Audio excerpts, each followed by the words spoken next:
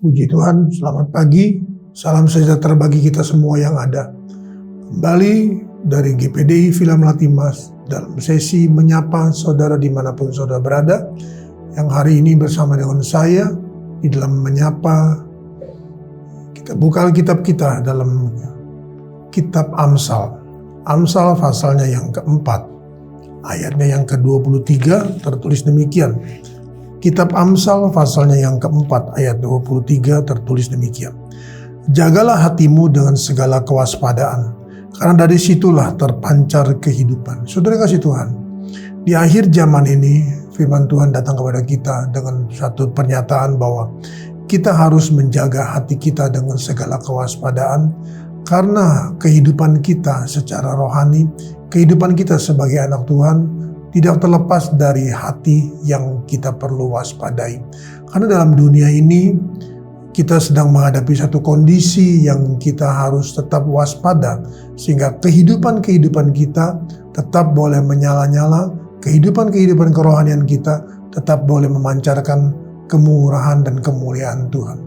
Di dalam kitab Wahyu pasalnya yang ke-8, kitab Wahyu pasalnya yang ke-8, kita membaca ayatnya yang ke-10, tertulis demikian. Kitab Wahyu pasal 8 ayat 10. Lalu malaikat yang ketiga meniup sangkakalanya dan jatuhlah dari langit sebuah bintang besar, menyala-nyala seperti obor, dan ia menimpa sepertiga dari sungai-sungai dan mata-mata air. Nama bintang itu ialah Absintus, dan sepertiga dari semua air menjadi Absintus, dan banyak orang mati karena air itu sebab sudah menjadi pahit. Saudara kasih Tuhan, tadi kita sudah membaca dalam Amsal pasal 4 ayat 23 yang menyatakan bahwa kita harus menjaga hati kita, karena dari situlah adanya kehidupan kerohanian kita sebagai anak-anak Tuhan. Saudaraku, dunia sedang berjalan dalam satu kondisi di mana dikatakan sebuah bintang besar dari langit, sebuah bintang besar, saudaraku. Ini bicara tentang antikris, saudara Tuhan, yang akan diluncurkan dalam dunia ini, dan apa yang menjadi terjadi, saudara Tuhan, adalah bahwa dia menimpa sepertiga dari sungai-sungai dan mata-mata air. Sepertiga, saudara Tuhan, dari sungai-sungai bicara tentang orang-orang yang penuh dengan Roh Kudus, dan juga mata-mata air bicara tentang orang-orang yang lahir baru, saudaraku. Jadi saudara bisa bayangkan bahwa bintang besar itu, antikris itu, saudara Tuhan, diluncurkan ke dalam dunia ini, dan dia menimpa sepertiga dari orang-orang, saudaraku, yang sudah penuh dengan Roh Kudus dan juga yang hidup dalam lahir baru, saudaraku. Saudara bisa bayangkan. Dan apa, saudara Tuhan, yang dinyatakan kepada bintang sungai-sungai dan mata air itu? Saya bacakan ayat yang ke-11. Nama bintang itu ialah Absintus, saudaraku. Absintus. Dan sepertiga dari semua air menjadi Absintus. Saudara bayangkan, sepertiga, saudaraku, orang Kristen yang penuh Roh Kudus, yang penuh, saudara Tuhan, kelahiran baru, saudaraku. Saudara bisa bayangkan, saudara, berubah kehidupannya, saudaraku, dengan Absintus. Apa itu Absintus? Absintus adalah akar pahit, saudaraku. Akar yang paling pahit, saudara. Jadi kehidupan, saudaraku, karena hati, saudara, yang tidak dijaga, saudaraku, maka mereka akan terseret, saudaraku. Mereka akan dijadikan dan berubah kehidupannya, saudara, dengan menjadi orang-orang yang Absintus, orang-orang yang sakit hati, orang-orang, saudara Tuhan, yang mempunyai akar pahit terhadap orang Kristen, sesama pelayan, saudaraku, sesama hamba Tuhan, dan sebagainya. Nah, mari, saudara Tuhan, kita melihat bahwa sepertiga itu menjadi mati, saudaraku. Kerohaniannya menjadi mati, saudaraku. Bayangkan, orang yang penuh Roh Kudus masih bisa, saudaraku, mati rohani. Orang yang lahir baru juga, saudaraku, tertimpa, terseret, dan mereka itu menjadi mati rohani, saudara. Dan dikatakan sebab sudah menjadi pahit. Bayangkan, saudaraku, sudah menjadi pahit, saudara. Sudah teramat pahit, saudara Tuhan, sehingga membahayakan. Nah, oleh karena itu, saudara Tuhan, kenapa hal itu bisa terjadi?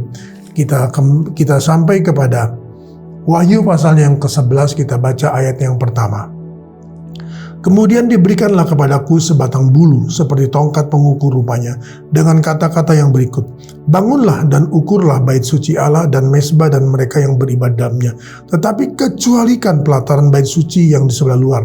Janganlah engkau mengukurnya, karena ia telah diberikan kepada bangsa-bangsa lain, dan mereka akan menginjak-injak kota suci 42 bulan lamanya. Saudara bayangkan, saudara.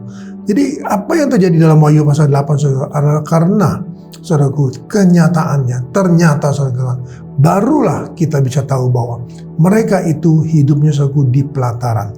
Kerohanian mereka saudara di pelataran saudaraku.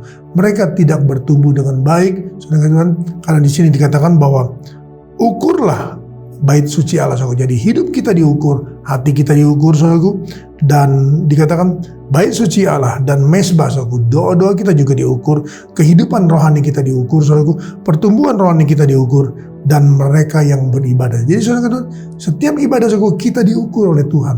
Dan apakah di kasih Tuhan kita didapati saudaraku ada satu perubahan, ada satu menuju kepada kepertumbuhan atau tidak saudaraku. Kan kalau kita didapati saudaraku bait suci kita saudara, kehidupan kita, mezbah kita saudaraku, doa kita dan ibadah kita saudaraku, kalau didapati saudaraku diukur, kita ada di pelataran, maka saudara, itu tidak akan diukur, tetapi akan diserahkan kepada siapa saudaraku? Kepada antikris. Wahyu pasal 8 tadi saudaraku.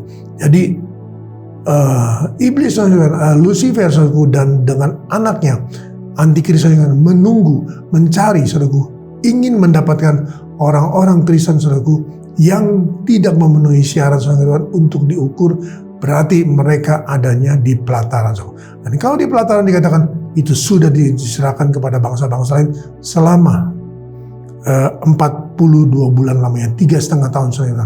Jadi mari saudaraku, marilah hari ini kita boleh berlaku saudaraku sesuatu yang sangat Tuhan inginkan, yaitu kita menjaga hati kita, kita menjaga pertumbuhan rohani kita menjaga saudaraku bait suci kita, hidup kita menjaga doa-doa kita saudaraku, jam-jam doa kita menjaga saudara, ibadah-ibadah kita saudaraku.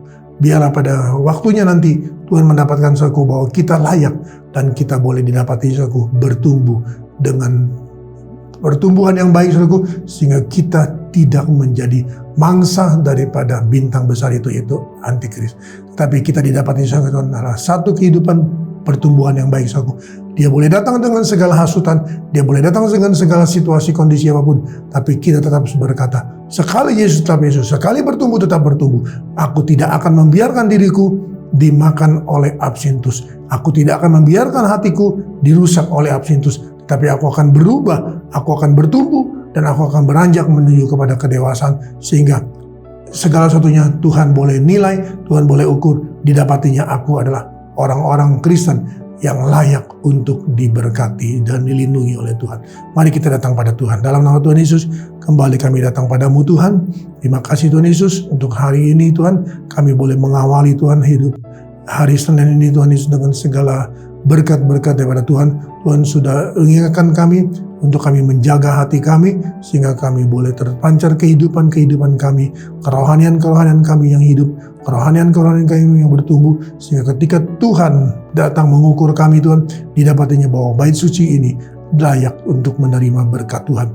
Dan mezbah kami Tuhan, doa-doa kami layak untuk diberkati oleh Tuhan, dan juga ibadah-ibadah kami boleh menyatakan bahwa kami berubah, kami bertumbuh, kami beranjak menjadi dewasa, sehingga kami tidak menjadi korban daripada absintus yang dilontarkan atau yang diberikan atau yang dinyatakan oleh bintang besar itu, tapi kami boleh bertumbuh, kami boleh terus berakar dan menjadi buah dalam kehidupan kami. Berkati umat-umat-Mu dalam seluruh aktivitas kegiatan mereka sepanjang hari ini, dengan segala berkat-berkat yang Tuhan sediakan pada waktu kami tidur, dengan rahmat-Mu yang baru setiap pagi, dengan penyertaan Tuhan dan perlindungan Tuhan, dan hamba-Mu yakin dan percaya, apapun yang menjadi usaha mereka, pekerjaan mereka hari ini, sekolah mereka, studi mereka, semua Tuhan akan berkati, Tuhan akan lindungi, rumah tangga keluarga mereka diberkati, perjalanan-perjalanan yang kami lakukan diberkati, dan semuanya Tuhan tolong dan Tuhan berkati. Nama Tuhan dipuji, diagungkan, dimuliakan. Hamba meteraikan semua ini dalam nama Tuhan Yesus Kristus. Haleluya. Amin. Tetap semangat, jangan kendor.